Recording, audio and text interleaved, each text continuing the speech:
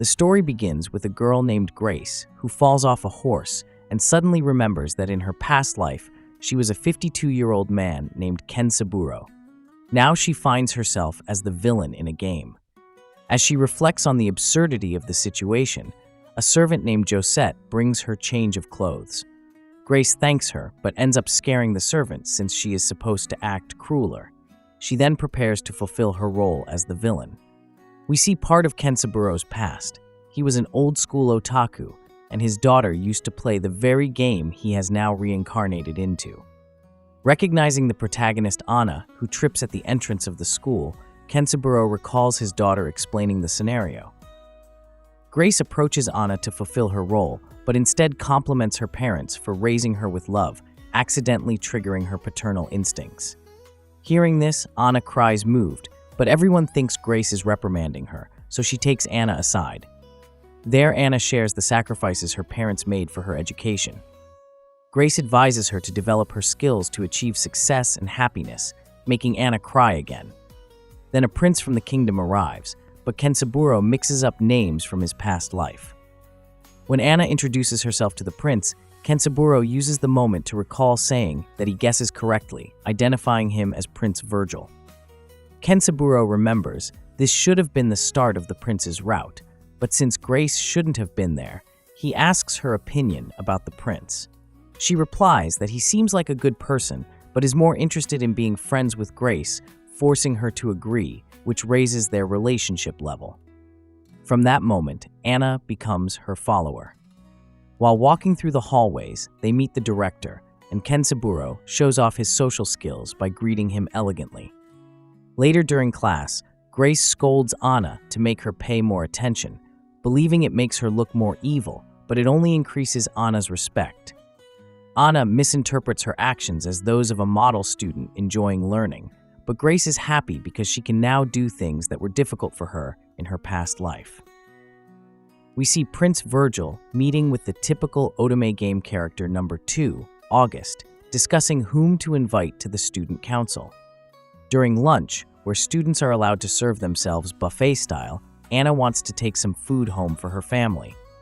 Grace scolds her, thinking it sounds more villainous, but it only raises Anna's level further. At that moment, they notice other students complaining that staff isn't serving them food. Ken Saburo considers this behavior rude rather than villainous and demonstrates how everyone should elegantly serve themselves. The second chapter begins with Ken Saburo in his past life, proud that his daughter turned out to be an otaku like him, buying merch to support capitalism. After a normal workday, they talk about an anime project, reviving his superfan instincts. On his way home, satisfied, he sees a truck about to hit a child, jumps to save him, and gets a ticket to another world where an old man becomes the villain of a game. Truly, these isekai stories are getting crazier. Ken Saburo grows accustomed to his new life as Grace, but worries about not knowing enough about Otome games, such as different routes. Then Prince Virgil introduces the members of the council with aristocratic names. August, the red-haired head of security we've already seen, Richard, the silent vice president, and Pierre, the secretary. He also mentions others who aren't present. Afterwards, Ken Saburo decides to fulfill his role as the villain and interfere with Anna's romance, but doesn't know how. When Prince Virgil asks Grace her opinion about whether Anna should join the student council, she logically responds that despite being humble, her achievements speak for themselves. August is surprised, expecting a more classist response, making Ken Saburo realize his mistake. He imagines demanding strict adherence to high society norms mercilessly, but when he tries to deliver his monologue, he ruins it by sounding too kind, motivating Anna and raising her level again. Now all council members glow and accept her without problems. Outside, Ken Saburo wonders which route to choose, but forgets the names and postpones the decision. Later, they have their first practical magic class. The teacher demonstrates and explains that spells must be written in ancient letters so non-magical people can't read them, as some words contain mana called verbalism, and the older and richer the word, the better. Upon hearing this, Grace uses Japanese kanji in her practice, and it works, giving her a unique style of magic. One of her classmates creates a golem that goes out of control and heads toward Anna's magic circle, since she has a lot of mana. Since the spell cannot be deactivated until completed, Grace writes on the circle, turning off the golem and solving the problem. Next, we see Josette, who thinks something is strange about Grace. She overhears other servants saying Grace fired everyone, but remains kind until the day she fires them. When Josette drops Grace's tea, seeing her kindness, she apologizes and asks not to be fired, but transferred somewhere she can continue working. Kensaburo, experienced with childhood imagination, understands the situation and explains they won't sell her. Since Josette remains confused, Grace switches to Plan B and gives her candies, making her forget the situation. They then visit a dwarf named Wands, or Wands, to see if he can repair the teapot. He says it will take about 20 minutes, and Kensaburo, curious, stays to watch. When the dwarf finishes, he reveals that little Grace used to come often to watch him work. We see Grace's memories of how she changed when she started lessons on how to become an aristocrat, becoming more demanding of herself and others. Grace then asks the dwarf if she can return another day, and he agrees. A few days later, Grace asks the dwarf to build an abacus. The halls of the Royal Magic Academy serve as the setting for the Otome game. The student council, led by Prince Virgile, consisted of hand-picked students. Kenza struggled to remember everyone's names without a cheat sheet. This was a school for aristocrats, where council members were chosen based on talent and social standing, preparing them to govern the student body before taking powerful positions in the kingdom. Kenza noticed that romantic interests in Otome games often had elaborate hairstyles, unlike background characters. He concluded that flashy hairstyles were linked to popularity. Considering Anna's opinion on hairstyles might influence her romantic choices, he hoped she'd end up with someone who made her truly happy. Prince Virgile seemed friendly, but judged people based on their usefulness to the kingdom, making it challenging for the protagonist to gain his attention. Observing Anna and Grace working on the budget, the prince noted Grace's recent improvement, though their engagement was politically motivated rather than romantic. When Anna struggled with calculations, Kenza introduced an abacus, claiming it was a calculator from the Far East. Grace easily solved the problem, surprising everyone. The prince praised Anna's dedication despite her struggles, recognizing Grace's hidden efforts to improve. Discussions about the council's strength highlighted Auguste, a martial arts specialist, and Richard, a swordmaster, as top contenders. Their duel ended in a draw when a bug landed on Auguste. Kenza saved the insect, showing compassion, which impressed Auguste. Richard later showed the girls the Academy's weapon vault, making numerous puns.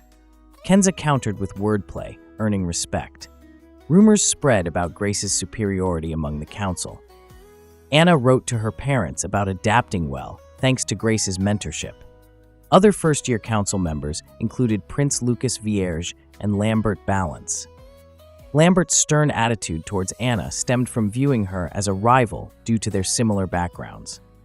Kenza explained that Lambert's criticism meant he paid attention to her, indicating potential affection. Grace taught Anna to use the abacus, helping her finish tasks faster.